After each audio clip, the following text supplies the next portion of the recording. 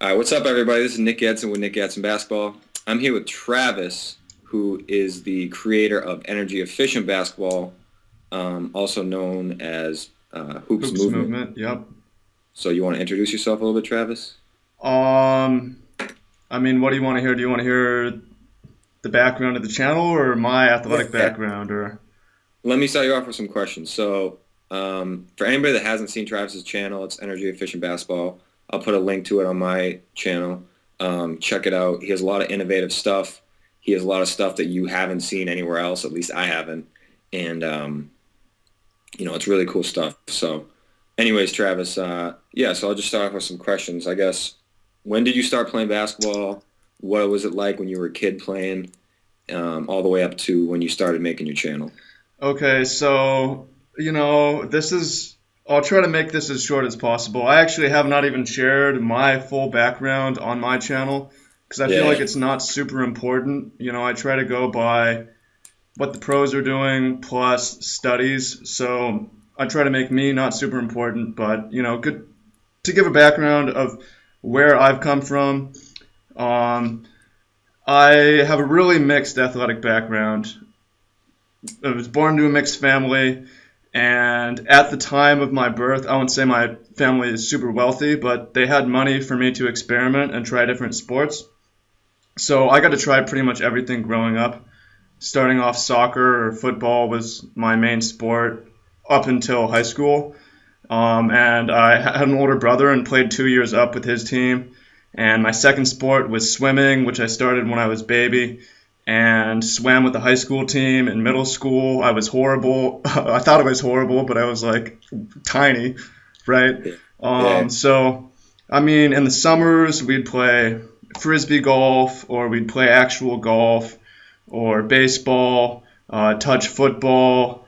I got to try out surfing and snowboarding, and we were in bowling leagues, and I got into weightlifting in middle school, and I'm gonna leave some stuff out for sure. Like there's so many sports I tried out: volleyball, inline skating, but I didn't get into basketball till high school, 14, 15. I had never played on a team until my sophomore year in high school. Now, I'm going to school at Garfield High School in Seattle. This is Brandon Roy's school, Tony Roden's school. So I'm trying out for my very first team with pros, or future D1. Needless to say, tried out 4 years, got cut 4 years, but for whatever reason, I just really like basketball because, I don't know. I was friends with the captain of the team, so would train with him and started to put things together. Got into dunking and all that, and really went the city league, men's league, intramural, university tournament type thing, and have gone on and have practiced with teams in Spain and England now. So even if I didn't, I got into it late, my experience is definitely different. And I think what makes my experience unique is how many different sports I've studied, which has led to me studying movement and movement patterns more than game specific techniques.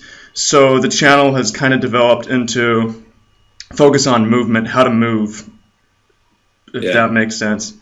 Yeah, I've seen a lot of your recent stuff where you are taking like ice skaters and high jumpers and a lot of NBA players and breaking down their, the way they land after their jumps. Yep. Uh, so when did you first start like dunk training, and when did you first start trying to get your vertical up? I always was into jumping, actually. Like, one of my first memories, and I still have this scar. I was like 2 or 3 years old. I took a 1 foot jump and rolled down concrete, cut myself up. So I actually got into drops. Like, I remember I used to practice drops and rolls and stuff like that. Like, I was into landing as like 5 years old or whatever. And then I was into jumping and trying to touch the ceiling and stuff like that. But, By the time I started basketball, I was 14. I think I was 5'4", like 115 pounds, like tiny. yeah, But my buddy who, internet's still going, my buddy who I started training with was already dunking at this time at 14. So it was like, all right, well, I'm going to dunk someday. I need to train, figure out how. So I trained for about 4 years, specifically for dunking. Finally got it senior year of high school at 18. Wow. And um, Same for me. My yeah, senior year was my first dunk. I think I got one dunk, and I didn't train that much specifically for dunking, but I had that one. And then a couple years later, I started to really train. yeah. So I mean, focused on it for a while in school. Yeah. Just played way too much basketball starting at university because the pickup scene was just unreal. Like there's six different courts at all times. So depending if you want the most competitive or the least competitive, I just like got into doing way too much. Got super beat up, lost the ability to jump really, and ended up taking some time off to think about it. Started putting pieces together from these different sports and studying how to move, and came back um, starting to do. That was really the birth of the channel. Yep. Is recovering So, from my dumbass injuries and trying to explain why you shouldn't do what I was doing. yeah, right. I mean, everybody that dunk trains, depending on your age, I guess, and just your DNA, has different injuries. I know I've had a lot, and each time I have an injury, I am smarter after it.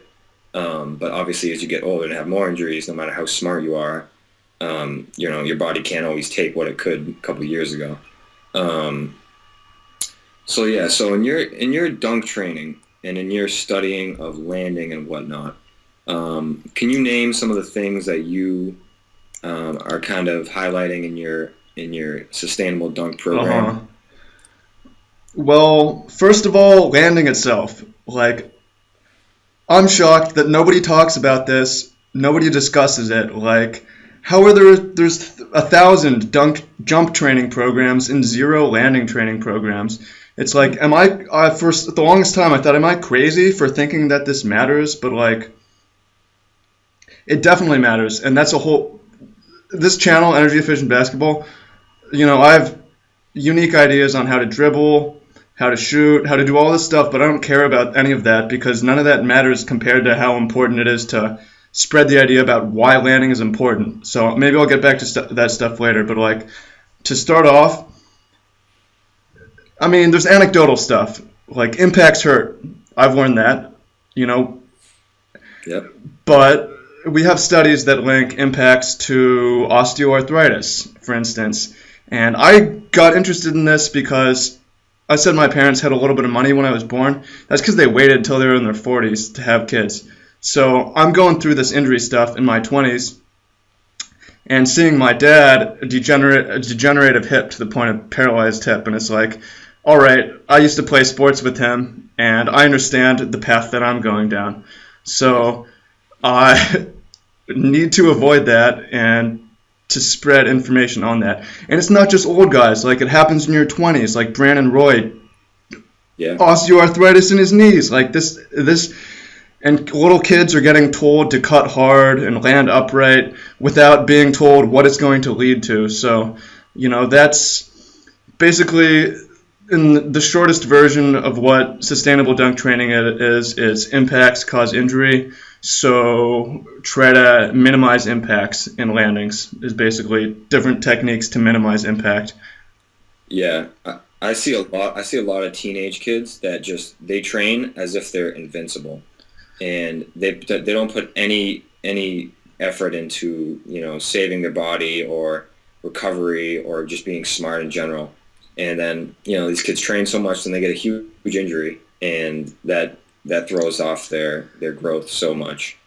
So yeah, and I think you're right. Like this is a topic that clearly isn't. A lot of people don't talk about it. There's not in any of the programs that I've seen. There's not a lot of dunk landing shit. There's It's not none. about bang. They might say tell you how to maybe recover your muscles, but that's different than just minimizing the Yeah. the pain and the Hmm. damage you can do. Um, so I've noticed. So personally, when I dunk train a lot, Uh-huh. I think most of my injuries end up just being stress related injuries, as far as just repetitive jumping. Yeah. You can have good form, but if you're just jumping and landing normally, over and over, that's, you're going to probably get hurt eventually. It's Nick Rule. Yeah, Murphy's Law. And then, so I've seen you, and you do a lot of, I think you called it roll, which means when you come down, you don't take the impact on your feet. You kind of just hit the ground and kind of slide, almost like Kobe does sometimes. I mean, there's a lot of different techniques that I like. The two main ones, I guess,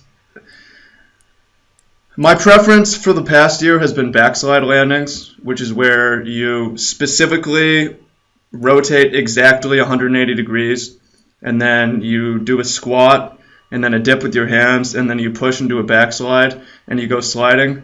And this isn't really my idea. Like, Dwayne Wade has a style of this, and Dwayne Wade came into the NBA without a meniscus. Nobody thought he would last this long, so he adjusted, right? Tim Duncan came into the league doing this. He's almost 40, still producing.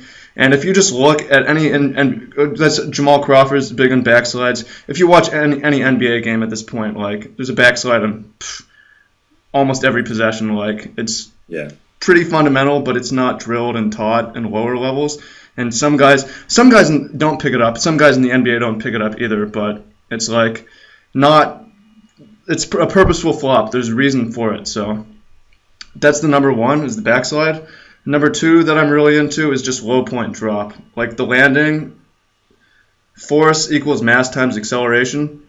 Mass is our body weight. Acceleration is gravitational acceleration. It's like 10, I don't know exactly what it is, but the farther you drop, the faster gravity increases your velocity. Right. So if you drop from the shortest point, you're minimizing that, and you have the least impact. The rim and then kind of slow down and then drop slow. For instance, Hassan Whiteside, he's emerged, right? Mm-hmm. He's a new guy from the Miami Heat. Yeah. He was dominating. But he has 9'6" diagonal reach, so when he dunks and the breakaway rim droops down 6 inches, he doesn't land. His feet are touching the ground. Right. And that's what Tim Duncan does. But something I've been really pushing for shorter guys is grab the net and drop from the low point. And last night, I don't know if you saw this, LeBron James did just that. And I am so fucking happy, and just trying to spread that. Like, yeah, if we can find that clip, we'll link it up here in this video. Yeah, but on YouTube. So that's landing during your dunk attempts or during your jump attempts.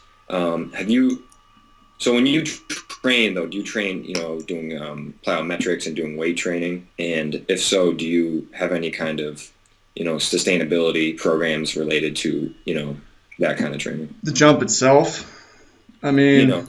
like doing weights or plyometrics, because you're still doing impacts. Obviously, it's not as much damage as a dunk attempt would be. Like, for instance, jump rope. Yeah. Jump rope is repetitive. Granted, it's probably less, mass times acceleration, because it's an acceleration.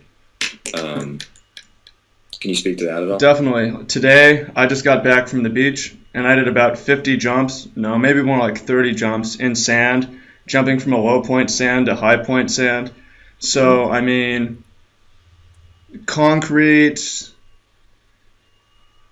reference the studies here, I suppose. Like, we've studied elephants on concrete and seen that really negatively affects their welfare as far as arthritis goes. And when they're barefoot, bare earth, they do a lot better. We have tons of studies on that, surprising amount, but we don't have studies of humans on that for whatever reason, right? We need we need concrete for wheels. Like, that's how our world works, but it's not necessarily the best for humans. We have studied humans on barefoot, bare earth, and found a lot of benefits there. And the way you could look at it for dunk training is concrete just has no give. Sand has, or hardwood flexes a little bit more, but sand just sinks in. So, like, it's a lot sand is like a lot easier to jump and land on, work on technique. Mm-hmm. And yeah, it's just But to mention, sorry to interrupt, I want to answer the second part of this question about weightlifting and weight training or whatever. I definitely think that's good. I mean, I do that. I have off seasons from it, but like training to handle heavier loads with controlled form has got to be good, right? Yeah. Yep. Okay. Yeah. So that's interesting because I do a lot of stuff like when I'm dunk training, I do jump rope.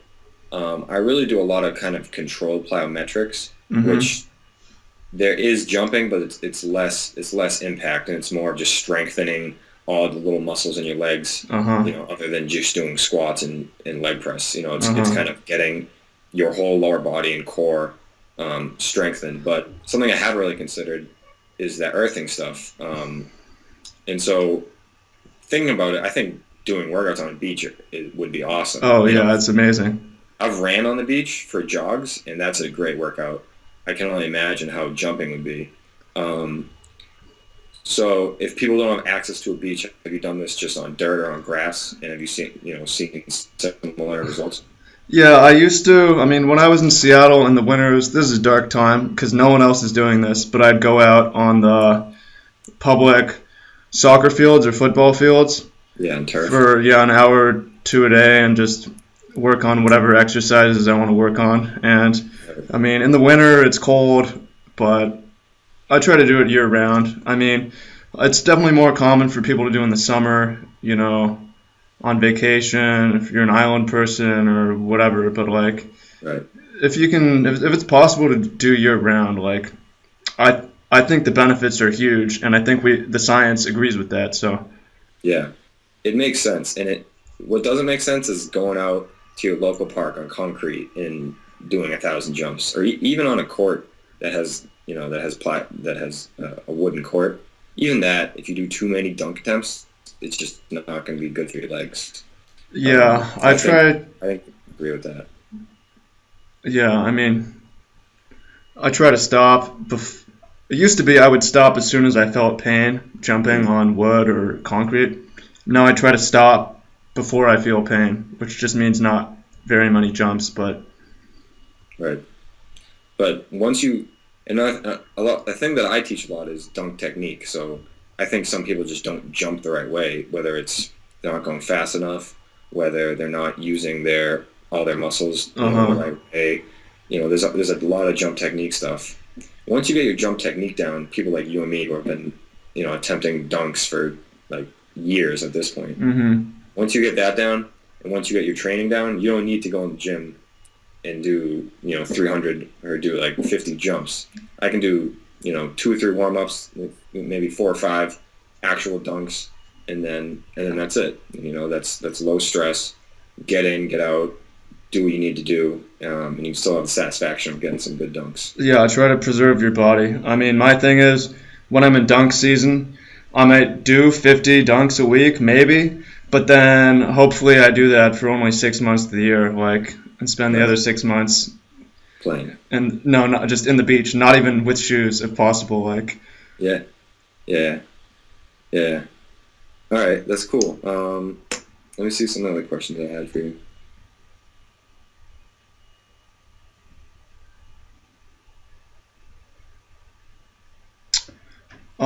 before you get to that, point on the lifting that I thought I would Yeah. mention. So I'm really into lowering, like similar to landing. Lifting gets you good at exploding off the ground. Lowering gets you good at decelerating. So it's like similar to how many people jump but don't practice landing. How many people lift but don't lower? Like, that's Right. crazy to me. So, I mean, big part of what I do and what I recommend doing is if you don't lift something, you can't lower. Like, if you're lifting someone else's body and you can't control to lower them, why are you lifting it in the first place? Especially if that's your own body that you're launching off the ground. Yep.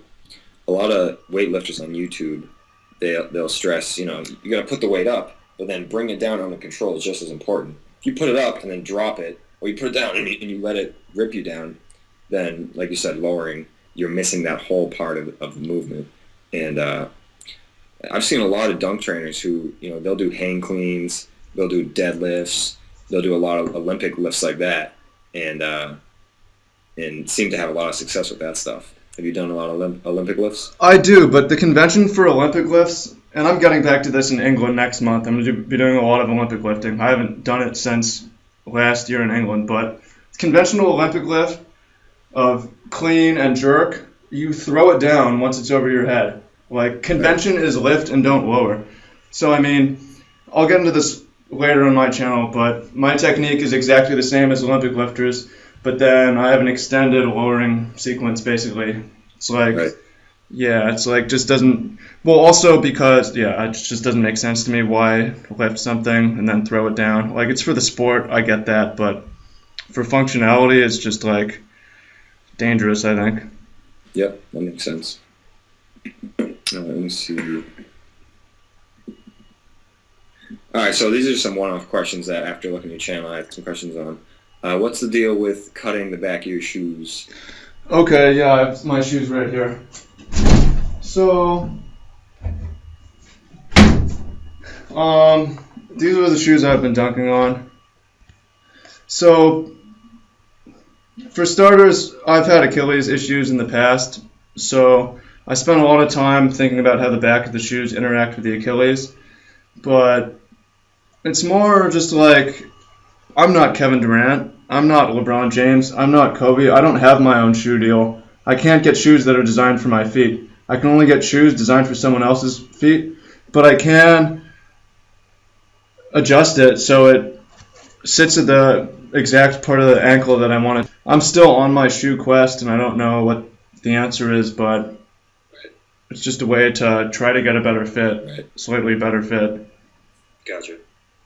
Yeah, I think a lot of Gotcha. people question Yeah, shoes. I think a lot of people There was, question shoes. Oh, There's here. a lot of people on some of the There was, Facebook groups I'm in that There's a lot of people They think, on some of the Facebook groups they I'm in attribute that people's they injuries to think what kind of shoe they wear. they attribute And, people's injuries to what kind of shoe they wear. Talking about NBA players. And I mean, if I NBA, mean, like, if Derrick and Rose got talking hurt, about I would say NBA it's because of players. his I mean, shoe. if Derrick Rose got hurt, I wouldn't say it's because of his shoe. These are hyper revs. They start like super booted up, Yeah. and then they also don't have a slit here, so the laces are just for show. So I mean, like for this shoe, this adjustment is kind of obvious. Yeah, that's the hyper revs are an interesting Yeah. model. Yeah, that's They're the very- hyper revs from are an what I've interesting seen, they're model. very thin and kind of They're like very, from what I've seen, they're Because I very wear hyper thin dunks. and kind Uh-huh. of like. those are a lot Because more I wear hyper dunks. And sturdy and those are a lot more. Well, there's no plate in the sturdy, back, if you will. right. so I like these a lot for walking, but they Yep. slip. The heel slips for me when I try to jump, so. Yeah, shoes are interesting. It's Yeah. just about finding what works for you. And then, Yeah, shoes are because interesting. everyone's It's just foot's about different, finding what works for everyone's you, body's and different, then because everyone's foot's You know, different, everyone's gonna everyone's have different body's types of different, shoes. so Definitely. everyone's gonna have different types of so. shoes. All right, what else do we got? Uh, here? All right, what else do we got here? Yeah, that's pretty much all the questions I had. Yeah, that's pretty much all the There's definitely questions more I stuff had. we could talk about. Do you have anything off the There's top of your head? definitely more stuff we could talk about. Do you have anything off the top of your head? Talk about dunking stuff. Talk about dunk technique. Talk about Okay, dunking stuff. Talk about so- dunk technique. Here's something that I've, as far as dunk technique, maybe you have an interesting insight on this, but Mhm. there's definitely two styles for 2-foot jump. I've seen you 2-foot jump, yeah? Correct? Yep. So there's two different styles. Yep. And the conventional is more or less forward, right? My preferred style, and this is kind of similar to high jump form, is a sideways jump. Yeah.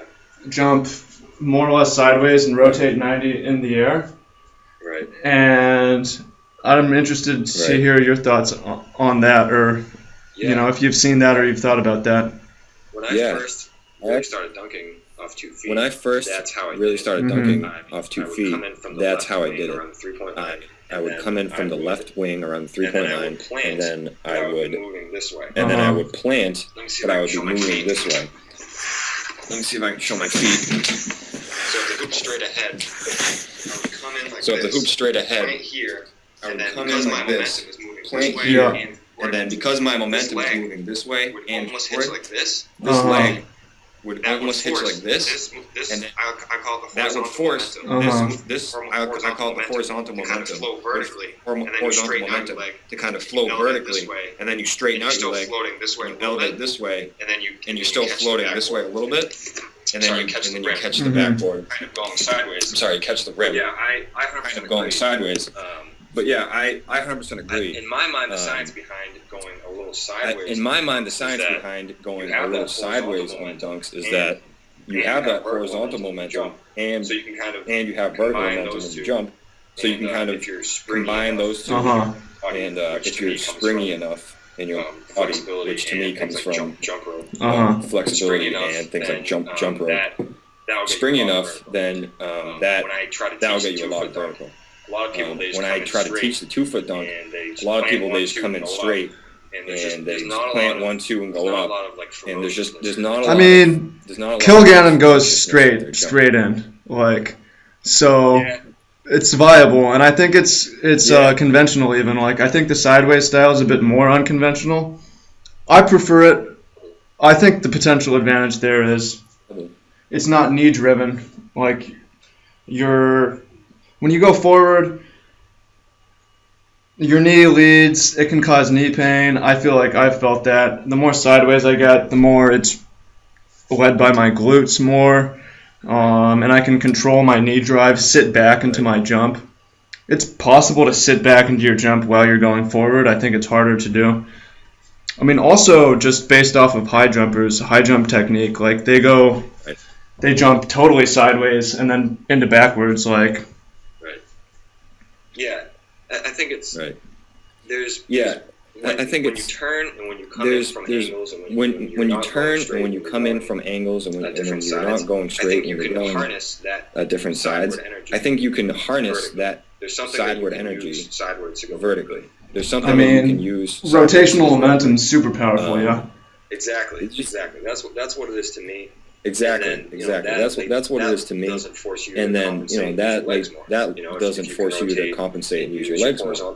If you can rotate and use your horizontal momentum, then you can save your legs a little bit because you have multiple things working in your favor, not just your legs and your ligaments and that sort of thing. So I'm a huge proponent of dunking from different angles and using that sort of stuff, and that's what works for me. My best dunks are always coming in from that side, plant left, plant right, and kind of go over to the side and then almost catch it on the side. It's fun. And aesthetically, it almost looks better because you come straight, it's like, here's the dunker here. But if you're coming it's a reverse dunk. Grab the rim, you pull the rim a little bit. Yeah, you can get reverses in it. You get more power when you throw it in. You get the rim shake more. You get more power when you throw it in because it's you slingshot in as opposed to just dropping it in. I love that way dunk. I mean, my preference, I think it's good for jumping, but also, like, if you turn 90 into a sideways jump, you'll naturally get about 90 rotation in the air for the backwards landing, which I prefer for various reasons. But so. And you're right there when you go to land. Yep. And you're right there when you go to land. So another topic that I found interesting was.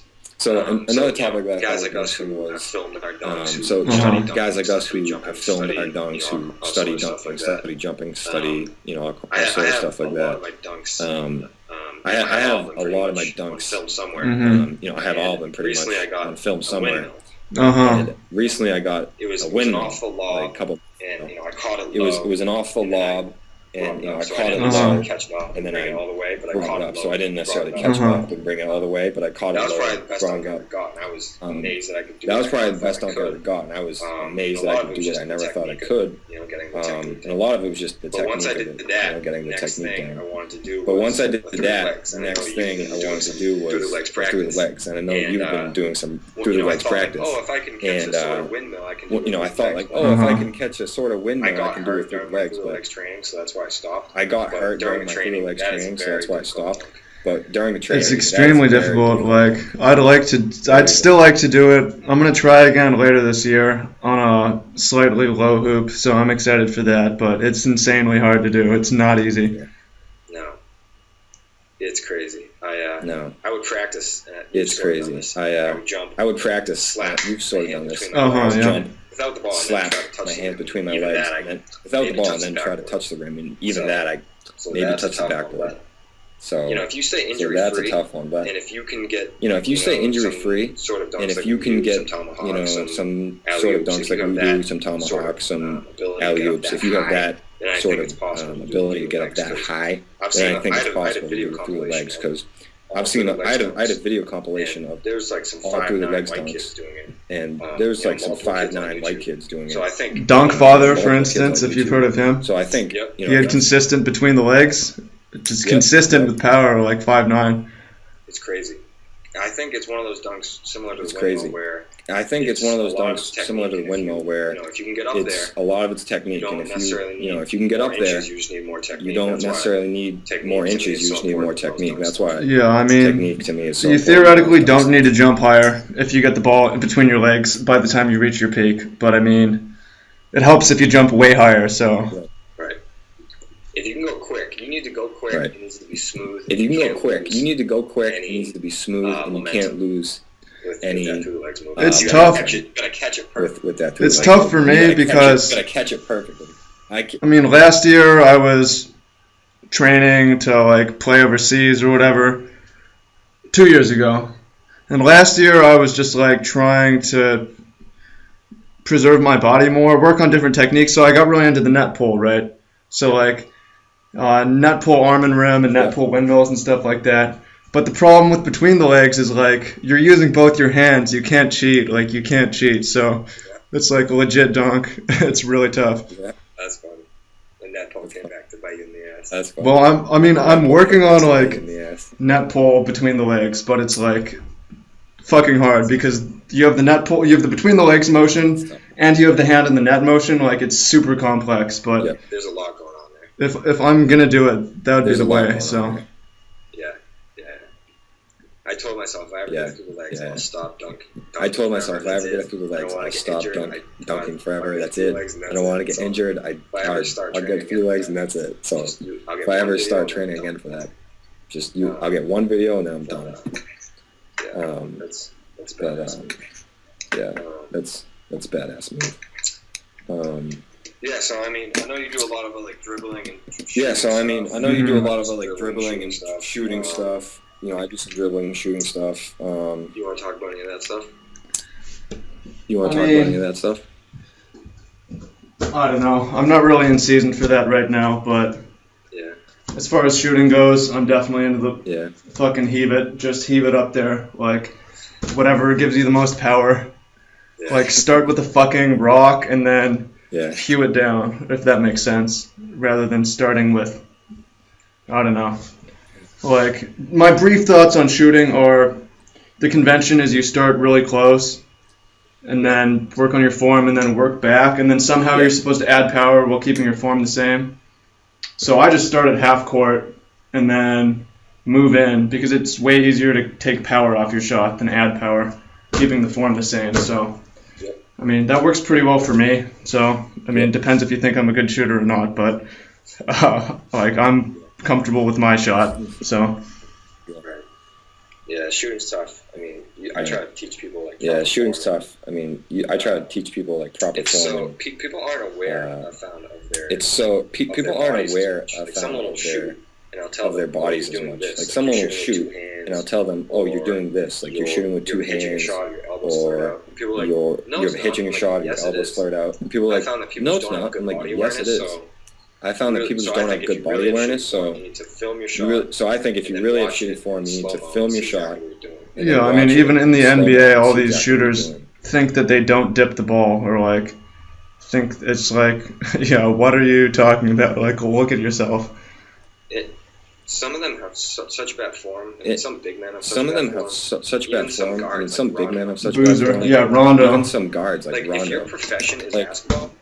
If your profession is basketball, you give me one of these guys 2 hours a day for 2 months straight. We're going to work 2 hours a day, and we're going to totally overhaul your form. We're going to copy the form of Steve Nash or Reggie Miller. Reggie Miller had backwards form. And then his form was pretty fucked up.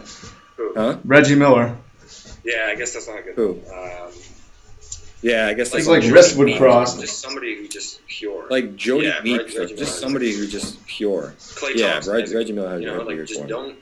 Klay Thompson is a good one. You know, like just don't do these things that. Like Blake Griffin. So disgusting. Russell Westbrook. You can have a good shot, you just relax. Russell Westbrook, you don't have to jump 1,000 feet in the air, by like 10%, and you could probably increase your by like 10%. You know, it's just like I don't get how these NBA players don't. They do. It's just accept that they have shitty form. New ideas were really slow to develop, and you know they were in this AAU system being taught that you have to hitch over your head and you have to do this and you have to always be turned or whatever. But I mean, we're seeing a changing of the guard. You know, the Steph Currys, the James Harden, Damian Lillard, Wes Matthews. These guys are like big time heavers. So that's the future, I think. Yeah. Like, thank God, end of the Kobe era. Like this. I mean, Kobe has a shot that's like designed to be unblockable, but it's like T-Mac. Yeah, it's like if you play team ball, you don't need an unblockable shot. Like I'm doing a lot of videos on James Harden stuff.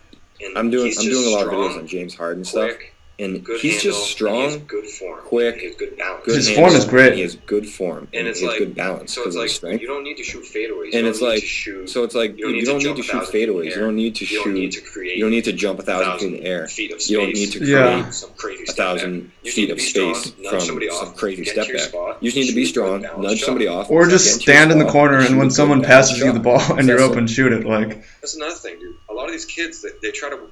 That's another thing, dude. A lot of these kids, they try to.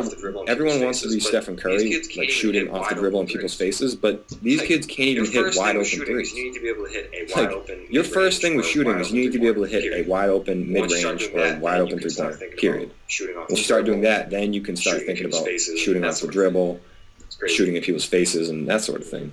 I mean, general theme is like.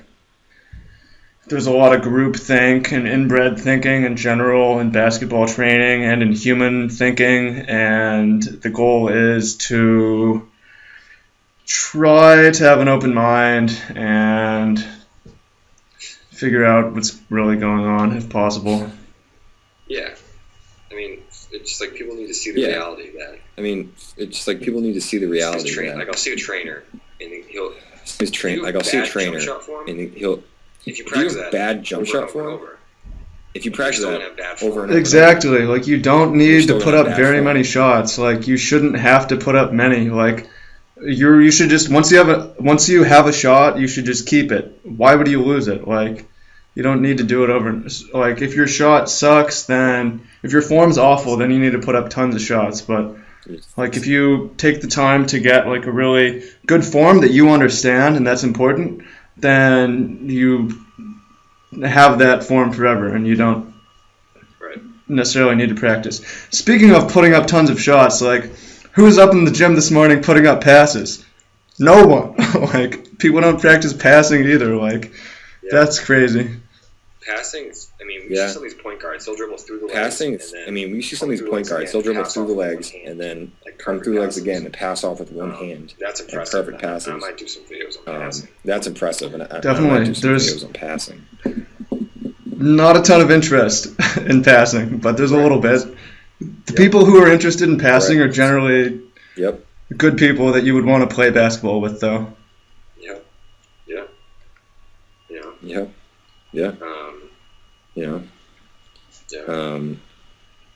Let's see. Anything else? That's it for me, man. Anything else? Unless you got anything you want to hear. I don't think so. I think we. Yeah, but thanks for reaching out. Definitely wanting to do more things like this. So glad that somebody wanted to make it happen. So. I think we have similar channels, similar ideas. I think we have similar channels, similar ideas. Yeah, maybe we can collab on some more stuff, whether it's... Yeah, maybe we can collab on some more stuff, whether it's... more videos or some kind of program, or... More videos or some kind of program, or shit, like we'll do like dunk training, or maybe even some funny shit, like we'll do like... dunk contest, like I'll do a type of dunk. It'll be like a dunk contest, like I'll do a type of dunk. Keep it in mind, man. Do this Definitely. or some shit like that. All right, cool. Well, Travis, thank you for your time. Thanks, Nick. All right, cool. Well, Travis, thank you for your time. I'm gonna put this up on my channel too, so everybody subscribe to Nick as well. Yep. Same here. I'll put the link to your shit. Same here. I'll put the link to your shit. Look shit. forward to talking to you in the future. And, for sure, man. Peace. Look forward to talking to you in the future. All right, later.